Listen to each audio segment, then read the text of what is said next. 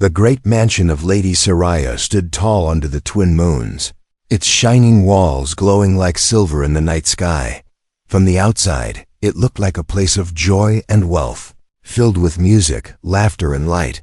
But inside, behind the tall glass windows, silence lived like an unwanted guest. It was the silence of a broken dream, a silence that money could not cure. Lady Soraya was known across the galaxy as a millionaire alien mother, a woman of power and respect. She owned ships, land, and industries that spanned over 3 planets. She had everything an alien could desire: riches, beauty, and fame. Yet none of it mattered to her heart, because her only daughter, Leora, had been paralyzed since birth. Doctors from every star system came to her mansion, carrying their machines and medicines. They promised hope. They tried countless treatments, but nothing worked, and every time hope broke, Soraya's heart broke again. In the great dining hall, the long table stretched across polished marble floors.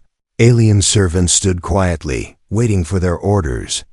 But Soraya's plate was untouched, her eyes heavy with sorrow. At the far end of the table sat Leora, her thin body wrapped in silk, her eyes filled with loneliness. She could not move her legs, could not run in the gardens, could not dance like other children.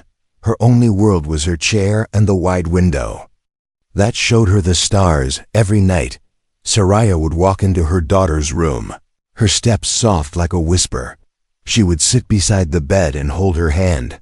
"My sweet child," she would say in a trembling voice, "if I could trade all my golden ships just to see you walk, I would." Leora would smile faintly, trying to comfort her mother, even though her own heart was drowning. She never cried in front of Soraya, but when the nights grew quiet and dark, her silent tears touched the pillow. Rumors began to travel across the city, rumors of a stranger.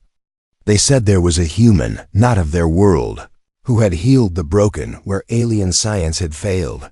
Some called him a liar, others whispered of miracles. The nobles laughed at the idea, saying, "How can a simple human succeed where our advanced kind failed?" But the common people spoke of hope, stories of wounds closed, of breath restored, of lives touched by his hands. One evening, as Soraya sat in her chamber, staring into the fire, an old servant came to her quietly. "My lady," he whispered, "have you heard of the human healer?" Soraya's eyes narrowed, her heart beating faster. She had heard fragments, but she never believed. The servant bowed low and said, "They say he healed a child who could not speak. They say he touched the sick and they rose again." The words struck her like a spark in the dark. Her mind fought between reason and desire, between fear and desperate hope. She rose from her chair and walked to the balcony, looking out at the endless city lights. Was it possible? Could it be true? Her daughter's face came into her mind, the soft smile that hid pain. Soraya clenched her hands, her nails pressing against her palms. She had all the wealth of worlds, yet none of it could give her what she wanted most. If there was even a shadow of a chance, could she ignore it? That night, she could not sleep. She walked through the long halls of the mansion, her steps echoing softly. The portraits of her ancestors watched her with cold eyes. The silence grew heavier, pressing against her chest. In her daughter's room, the moonlight painted Leora's face in silver. She was asleep, breathing softly, her fragile body still and quiet. Soraya bent down, kissed her forehead, and whispered, "I promise, my child, I will not stop. I will find a way." The next morning, she called her advisors, her voice sharp like steel. "I want every piece of information about this human healer," she commanded. The advisors exchanged worried looks. One of them bowed and said, "My lady, you must be careful. Many say he is a fraud, he preys on hope." Another added, "Your name is too great to be tied to such a risk." But Soraya silenced them with a single glance. Her eyes burned with a fire they had not seen before. "I have risked fortunes on empty promises," she said. "I will risk them again if there is even one chance my daughter might walk." Whispers filled the court, rumors spreading faster than light. The great Lady Soraya, richest among the stars, was seeking a human healer. Some laughed, some doubted, some feared, but deep inside, a storm of suspense was building. For in that vast mansion, hidden behind silver walls, a mother's heart was ready to challenge destiny, and somewhere beyond the glittering city, a human waited, carrying secrets that could shake both fear and faith. The sun rose above the alien city, casting golden light across the tall towers. Lady Soraya stood by the window of her chamber, her thoughts heavy with the rumors she had heard. The name of the human healer echoed in her mind like a strange song, but she knew very little about him, only whispers, only shadows. Her advisors returned with reports, gathered from across the markets and streets. The first advisor spoke with a stiff tone. "My lady, his name is Kale, a human from a distant system. He lives outside the city, far from the comfort of walls and guards."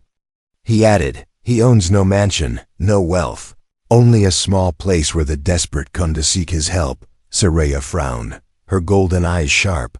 "How can such a man heal when our doctors, with all their machines, have failed?" she asked. The advisor lowered his head. "That is the mystery, my lady." The second advisor stepped forward, her voice filled with doubt. "They say he uses strange methods, things no alien would dare. Some claim he mixes human science with ancient ways, some call it witchcraft." Her lips curled in scorn. "But he has no proof, no license, nothing but stories." Soraya listened, her face unreadable, but deep inside, her heart beat faster at the mention of those stories. The third advisor, older and wiser, spoke more carefully. "My lady, the truth is divided. Some praise him as a miracle worker. Others curse him as a fraud. Yet, the fact remains where he goes. People whisper of hope."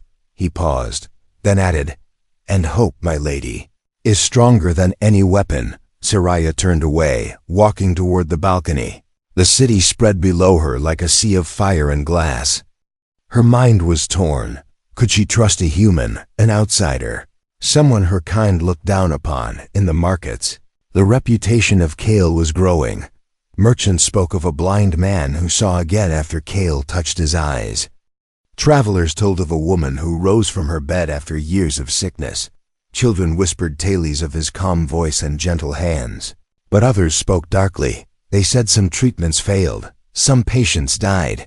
They said Kale did not fear death, that he tested the edge between life and shadow. One evening, Soraya disguised herself, wearing a plain cloak to hide her wealth. She went into the lower city with only one trusted guard. The streets were alive with lights and voices, but her eyes searched only for signs of the human. In a small corner, near a fire, she heard voices whispering his name. An old alien woman said, "My son could not walk, and now he runs." Another spat on the ground and growled. "My brother trusted him and never returned." Hope and hate tangled together in every word. Soraya felt the tension grow heavier in her heart. Later that night, in her mansion, she sat with Leora. Her daughter's thin fingers held her hand softly. "Mother," Leora whispered, "why do you look so troubled?" Soraya brushed her hair gently, her eyes wet with tears she refused to show. "Have heard of someone," she said slowly. "A human who may help you." Leora's eyes widened with surprise. "A human," she repeated, her voice small. Soraya nodded, her heart heavy with both fear and hope. Leora smiled faintly. "If there is even a chance, Mother, you must try." That night, Soraya could not rest. Every time she closed her eyes, she saw her daughter's legs, still and lifeless. Every time she tried to sleep, she heard the whispers of Kale's name. Was he a liar, a thief of hope? Or was he truly the miracle her heart begged for? At last, as the moons climbed high, she rose and called her trusted guard. "Prepare," she said with firm resolve. "We will meet this human." The next morning, word spread quickly. The nobles laughed in their golden halls. The great Lady Soraya lowers herself to a human fraud. They mocked, but the common people whispered in awe. If she believes in him, then maybe the stories are true. Kale's name traveled across the city like fire in the wind. he was no longer just a rumor. He was becoming a storm. Soraya's steps carried her closer to a path that none of her kind would dare. For in seeking Kale, she was risking more than her wealth and her pride. She was risking her name, her honor, and her daughter's fragile life. But a mother's love fears nothing. And somewhere beyond the city walls, Kale waited in silence. His reputation both a shadow and a light, and destiny had already begun to weave their fates together. The city lights faded behind Lady Soraya's carriage as it rolled through the dark countryside. The twin moons shone above like watchful eyes, lighting the dusty road that stretched into the unknown. Inside the carriage, Soraya sat still, her hands gripping the edge of her seat. Across from her, Liara's trusted guard, Tovan, watched the shadows with wary eyes. He had served the family for decades and had seen danger in many forms. But tonight felt different. It was not just danger of blades or thieves. It was the danger of hope itself. Kale, the human healer, lived far from the wealth of the city. His small home was said to be built from stone and wood. A strange and humble thing compared to alien towers. Why would a man of such whispers choose exile? Soraya wondered. Her mind was a storm of questions. What if he was a liar, a thief who preyed on desperate hearts? What if he tried to harm her daughter? But another voice whispered inside her. What if he was real? The road grew narrow, lined with crooked trees that clawed at the night sky. The carriage stopped before a dimly lit house, smoke rising gently from its roof. It looked too ordinary, too fragile to hold miracles. Soraya stepped out, her cloak covering her wealth, her face calm but her heart racing. The air was cool, filled with the sound of crickets and the whisper of wind. The door opened before she could knock. A tall figure stood there, his outline framed by firelight from within. Kale, the human, was not what she expected. He wore no robes of a healer, no symbols of power, only simple clothes stained by work. His eyes, however, were steady and sharp. They looked at Soraya, then at the guard, and finally at the carriage. "You brought company," he said softly. His voice calm but carrying weight. Soraya lifted her chin. "I am Lady Soraya of House Vera, and I have come to speak with you." Kale nodded once, as if her name did not impress him. "Then speak," he said, stepping aside to let her enter. Inside, the house was plain, with shelves of strange tools, jars of herbs, and glowing crystals. A fire burned in the hearth, casting flickering shadows. Soraya's eyes moved across the room, taking in the mixture of human craft and alien fragments. This was no ordinary place. Kale motioned for her to sit, and she lowered herself onto a wooden chair. The guard remained standing, his hand never far from his blade. "You have heard stories about me," Kale said, his gaze fixed on her. Soraya's lips tightened. "Stories of miracles and failures, of hope and death." Kale did not flinch. "And what do you believe?" "I believe nothing yet," she answered coldly. "But I have no choice but to see for myself." Her voice trembled slightly as she continued. "My daughter was born without the strength to walk. No science of my people has cured her." Kale leaned back, folding his arms. "And so the mighty turn to the lowly," he murmured, his words more observation than insult. Tovan growled. Stepping forward, "Show respect when you speak to Lady Soraya." But Soraya raised her hand, silencing him. She studied Kale's face, his calm, unreadable expression. "Can you help her?" she asked. The weight of her world hanging in those words. Kale was silent for a long moment, the crackle of fire filling the air. At last he said, "Perhaps." Soraya's heart leapt and sank at the same time. "Perhaps," she repeated bitterly. "Is that all you can give?" Kale stood and walked to a table filled with instruments. He picked up a small device that pulsed faint light. "I do not promise miracles," he said firmly. "I do not promise safety either. Your daughter will suffer pain if I attempt this," he continued, "and there is a chance she may not survive the process." Soraya froze, her blood running cold. Tovan's hand gripped his blade tighter, ready to end the meeting at once, but Kale's voice was steady. I will not lie to you, lady. This is the truth you deserve. Soraya closed her eyes for a moment, her daughter's fragile smile flashing before her. Her mind screamed against the risk, but her heart whispered of hope. When she opened her eyes again, they burned with resolve. Pain she has already known, suffering she has already lived, she said. If there is even a shadow of a chance, I will take it. Kale studied her face, then nodded slowly. You are braver than most of your kind, he said. But remember, courage alone will not save her. The firelight danced between them, throwing long shadows on the walls. Outside, the wind howled through the crooked trees. Soraya's journey had brought her to this dangerous choice. She had placed her pride, her wealth, and her daughter's life in the hands of a human stranger. The air inside the small house was heavy with suspense. A storm was coming, not of weather, but of fate. And with one meeting, the future of a mother, a daughter, and perhaps even more, had begun to change. The night was deep and silent when Kale finally agreed to see Leora. Lady Soraya brought her daughter to the human small house, her heart trembling with every step. The carriage wheels creaked as the guard lifted the fragile girl into his arms. Leora's face was pale, but her eyes shone with curiosity and a quiet strength. For years she had been treated like a fragile glass doll. But tonight, she was the center of something greater. Kale opened the door, his eyes calm as they fell upon Leora. He said nothing, only motioned for them to bring her inside. The room smelled of herbs and burning oil, a mixture of warmth and strangeness. Strange tools covered the wooden table, some glowing faintly, others clicking with quiet rhythm. It was not the grand machinery of alien science, but something humbler, sharper, and perhaps more dangerous. Soraya stayed close to her daughter, her hand never leaving Leora's shoulder. Will this hurt her? She asked, her voice breaking through the silence. Kale's gaze met hers, steady and cold. Yes, he said. Pain will come before healing, suffering before strength. Soraya clenched her jaw, her heart screaming to protect her child. But Leora whispered, Mother, let him try. Her voice soft but full of courage. Kale began his preparations, mixing powders with glowing liquid, attaching wires to a small device. The faint hum of energy filled the air, making the hair on Soraya's arms rise.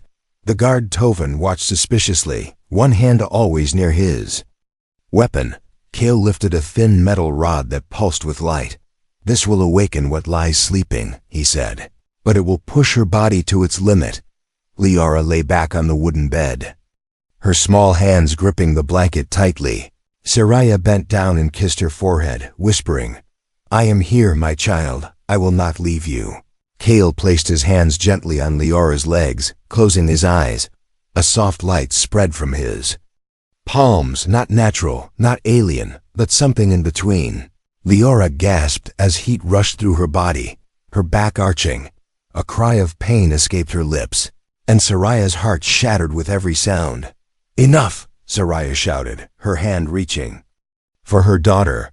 But Kale's voice cut through the room, firm and unyielding. If you stop now, all will be lost, he said, his eyes flashing with intensity. You asked for a miracle, but miracles are born from fire, not comfort. Tears streamed down Soraya's face as she stepped back. Her hand shook, but her daughter's courage gave her strength. Leora screamed again as Kale pressed the glowing rod against her spine. Sparks of energy danced across her skin, making the air crackle. Her small body trembled violently, as if caught between life and death. The guard stepped forward, but Soraya raised her hand, her voice breaking. No, let him finish. Kale's face was calm, but sweat dripped from his brow as he whispered strange words under his breath. The device pulsed faster, the glow spreading deeper into Leora's body.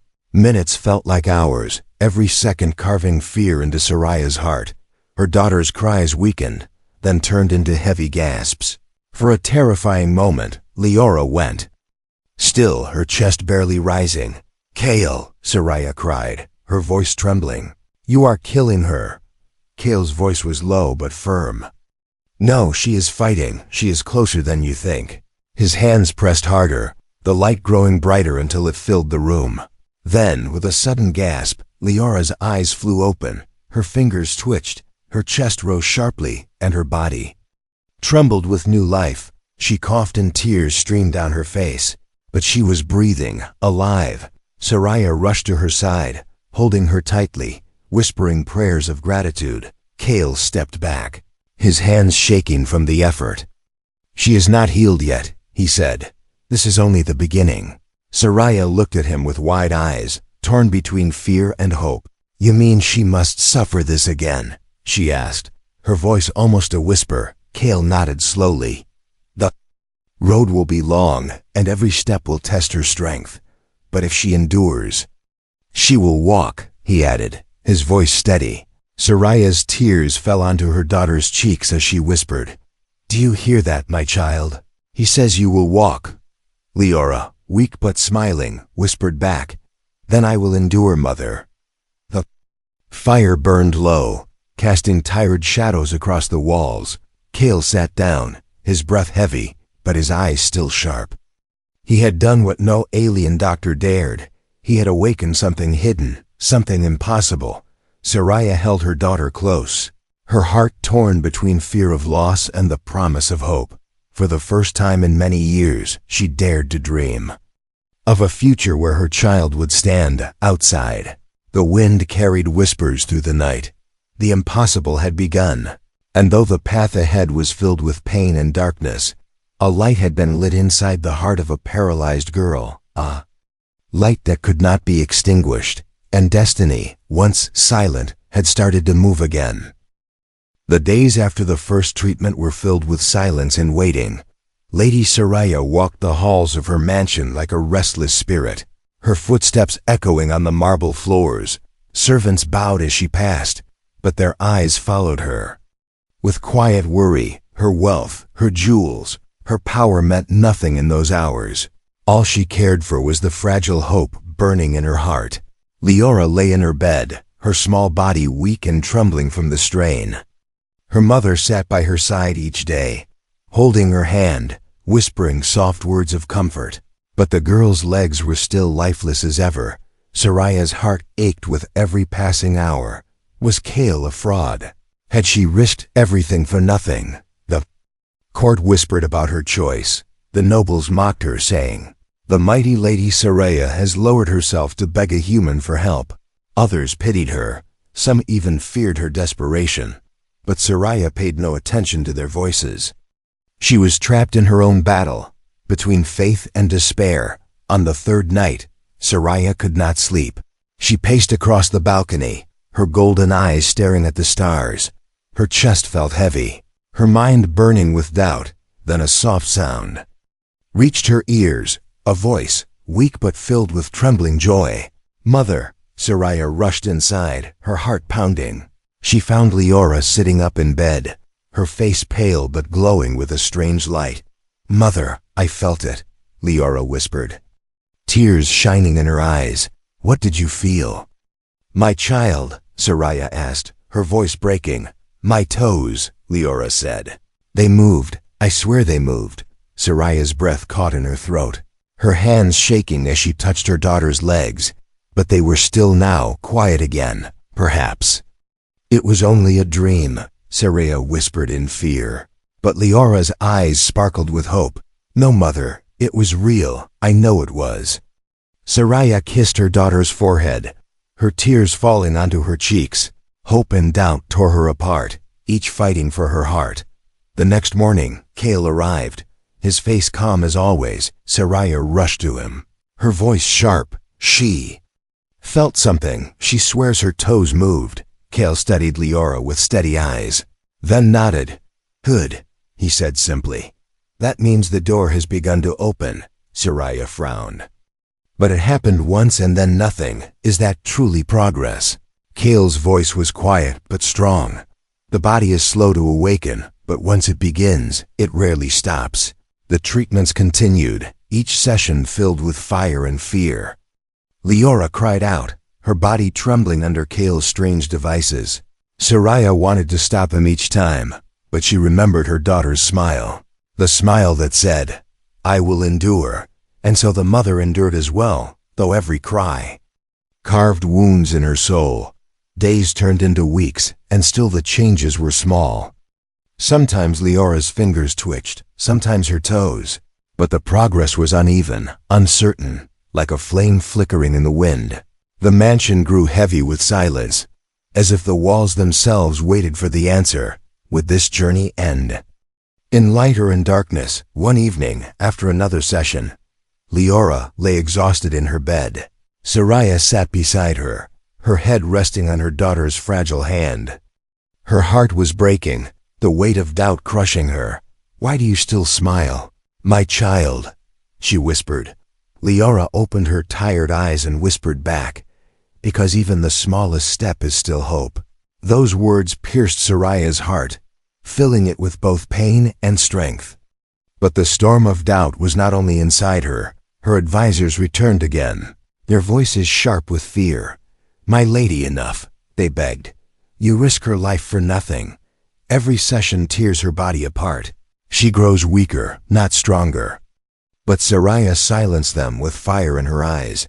"I would rather fight for her hope than bury her in despair," she said. Her voice shook the room, and no one dared answer her again. Still, when the nights grew quiet, Soraya's doubts returned. She lay awake, staring at the ceiling, asking herself the same question. Was Kale a savior or a monster? Was she saving her daughter, or leading her into death? Each night, she prayed for a sign, for a proof that hope was not a lie. Then, one morning, as the sun lit the silver walls of the mansion, a sound echoed through Leora's room, a sound Soraya had never heard before. Her daughter gasped in shock and whispered, "Mother, look." Soraya turned, her eyes wide. Leora's foot had moved, trembling, shaking, but moving. For the first time in her life, the impossible had happened. The world stood still as Soraya fell to her knees, crying with joy and disbelief. It was not yet walking, it was not yet freedom, but it was proof. Proof that hope was real, that Kale's path, though dark and dangerous, was not false. The line between failure and miracle was still thin, but Lady Soraya knew now that the fight was not in vain, and in her heart, the fire of belief burned stronger than ever before. Asterisk. The morning after Leora's foot moved, the mansion was alive with whispers. Servants carried the news from hall to hall, their voices filled with awe and disbelief. Some claimed it was a miracle, others said it was only chance, but in Lady Soraya's heart, a fire burned brighter than it ever had. Her daughter had moved her foot, and that tiny motion meant the impossible was no longer impossible. Kale returned that same day, his expression calm, though his eyes held a faint glimmer of satisfaction. Soraya rushed to him, her voice trembling. It happened. She moved. She truly moved. Kale nodded, not surprised. The body remembers slowly, but once it awakens, it does not sleep again. His words were steady, but Soraya could hear the weight of warning within them. The road ahead was not yet won. Pain still lay in every step. The treatments grew harsher, each session pulling Leora closer to her limits. Energy sparked through her body, strange currents dancing along her skin. Her cries filled the room, tearing at Soraya's soul.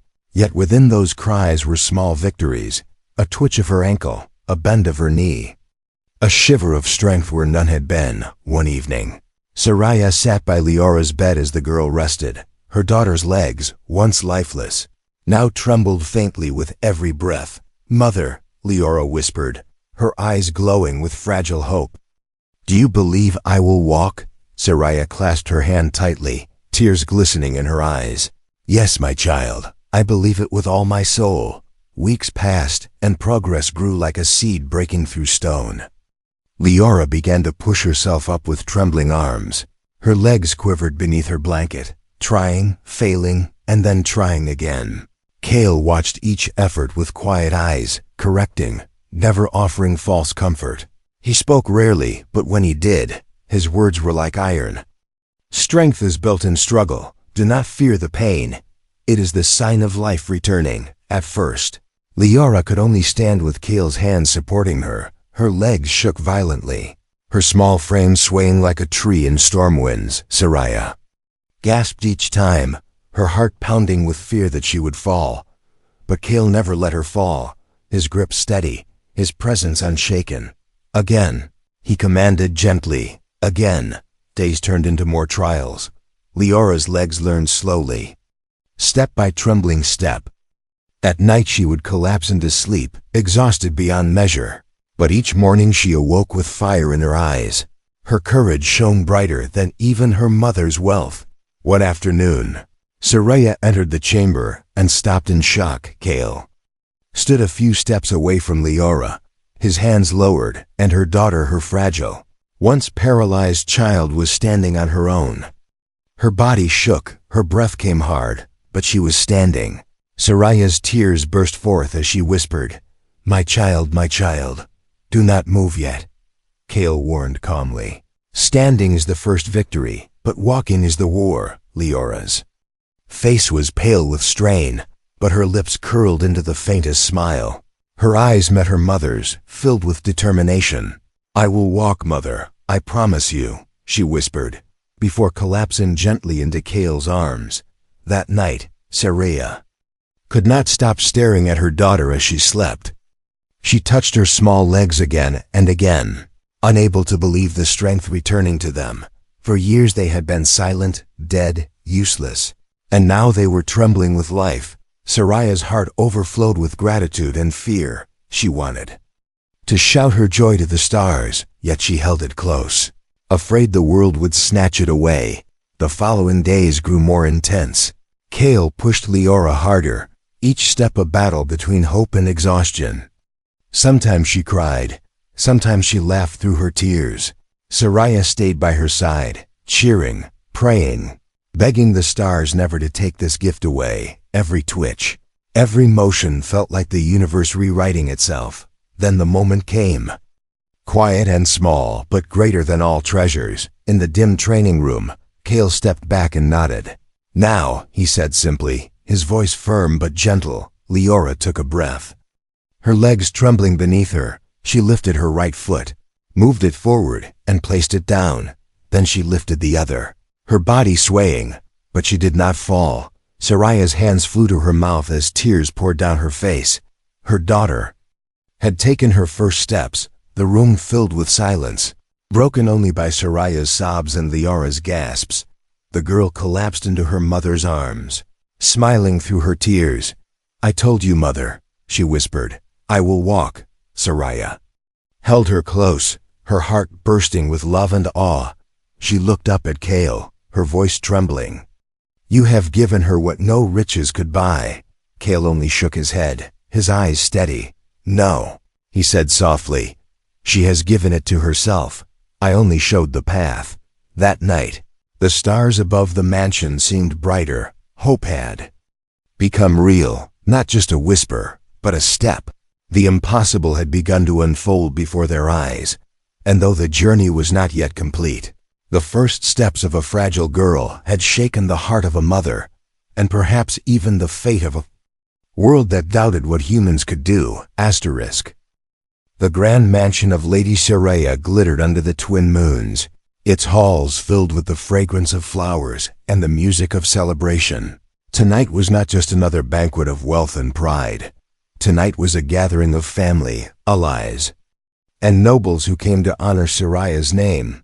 But behind the music and the lights, there was another secret reason for the gathering, a reason hidden close to her heart.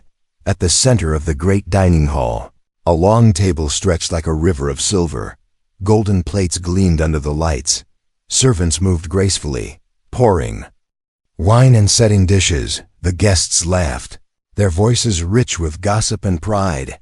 They spoke of ships, of riches, of power, yet they knew nothing of the storm that was about to break before their eyes. Lady Soraya sat at the head of the table, her face calm but her heart pounding. Beside her sat Leora, dressed in soft silks, her hair woven with jewels. The girl looked fragile still, but her eyes glowed with quiet strength. To the guests, she appeared the same as always, the paralyzed daughter who had never left her chair.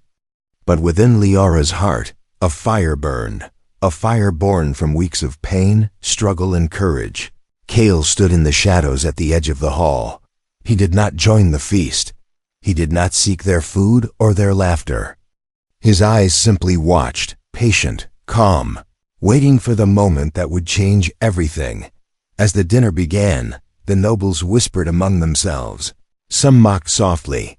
The girl still sits as always. All the wealth of Soraya could not change her fate. Others shook their heads with pity. A shame such beauty wasted by cruel destiny. Soraya heard their words but did not answer. Her lips pressed tightly as her hands trembled under the table. The servants carried in the final dish, a golden plate of fruit from distant worlds. The hall filled with laughter and voices rising higher. It was then that Leora turned to her mother. Her eyes bright, her lips trembling with a hidden smile.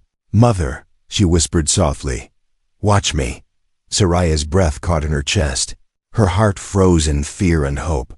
Leora placed her hands on the table, steadying herself. Her legs, once lifeless, now trembled with hidden power. Slowly, painfully, she pushed herself upward. The chair creaked as she rose, every eye in the hall turning toward her. The laughter stopped, the whispers died. The hall fell silent as if the universe itself held its breath. The nobles stared in disbelief, their eyes wide, their mouths open but speechless. Leora stood, trembling, her knees shaking, her body swaying. But she did not fall. Lady Soraya's golden plate slipped from her hands and crashed against the marble floor. The sound echoed through the silent hall like thunder. Tears streamed down her face, her body shaking with awe and disbelief. Her daughter, her paralyzed child, was standing before her eyes. Then, with a deep breath, Leora took a step forward. Her foot touched the ground, then the other followed. Step by trembling step, she walked across the hall. The jewels in her hair sparkled like stars as her small frame carried her farther than ever before. Gasps filled the air. Cries of shock and awe spread through the guests.